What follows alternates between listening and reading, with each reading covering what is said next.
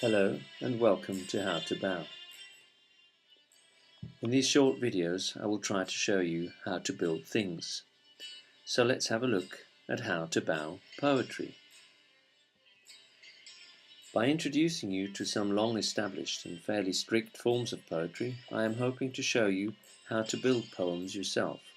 In this session of How to Bow Poetry, let us deal with the pantoum, a strict form of poetry which has Malay origins. First examples of Malay pantoums are said to date back to the 15th century. In all How to Bow poetry sessions, we will look at four aspects, hoping to answer the questions of how they are made, what they are used for, what the results may look like, and what's good to do or avoid. The form of the pantoum is as follows. Pantoums consist of at least 3 stanzas, but are often much longer. There is no limit. Each stanza has 4 lines. While the meter is free, pantoums work best if it is regular. I suggest 5 or 4 beats to the line, thus iambic pentameter, da-dum, da-dum, da-dum, da-dum, da-dum, or tetrameter, da-dum, da-dum, da-dum, da-dum. The rhyme scheme is always A-B, A-B for each stanza. Now what makes the pantoum a pantoum, however, is the way in which the lines are repeated, yet moved from stanza to stanza. It all sounds quite complicated in words, so we will follow the verbal description up with a more graphic presentation.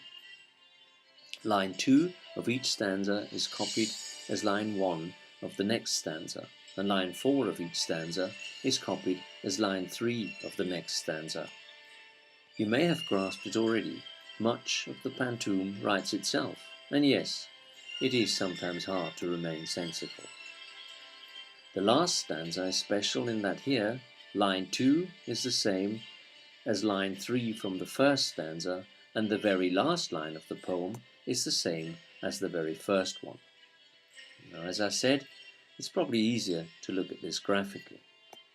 We said that we need a first line, which is also automatically the last line of the poem, and our third line will also be the third last or pre-penultimate line of the poem.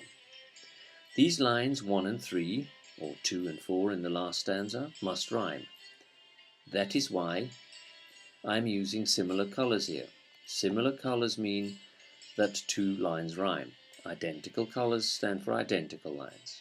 We then add a second line in a different color, which is also the first line of the next stanza. I told you the thing partly writes itself. And a rhyming fourth line, which is also the third line of the next stanza. I expect you are now getting the hang of this, so let's speed up things a little. 2 becomes 1, 4 rhymes with it, and becomes 3. 2 becomes 1, 4 becomes 3, and hey presto, we have a poem, a pantoum.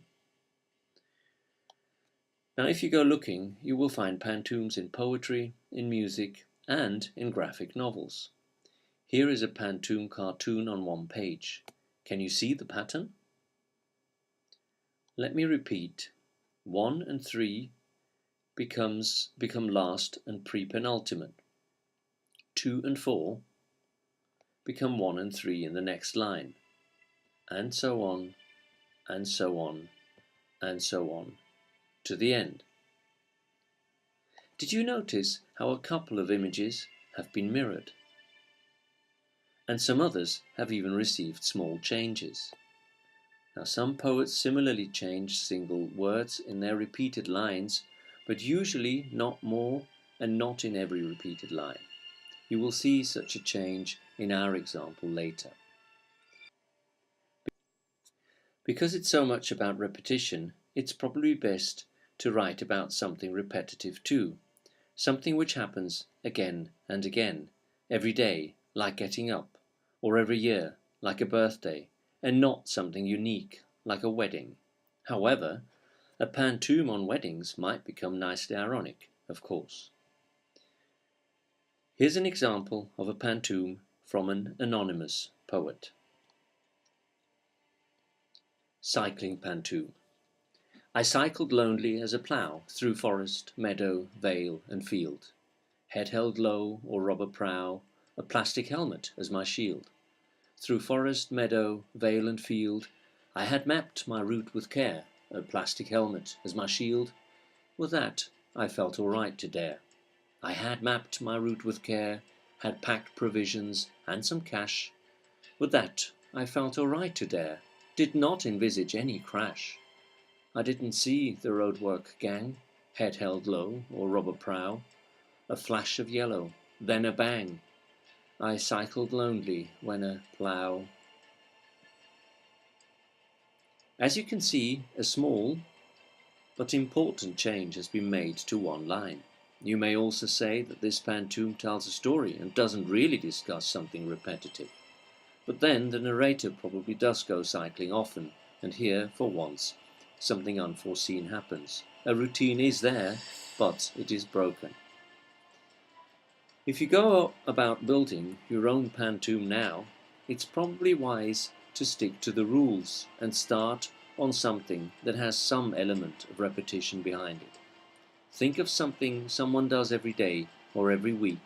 Think of a first line and find a rhyming one, and see how your pantoum builds itself. Good luck.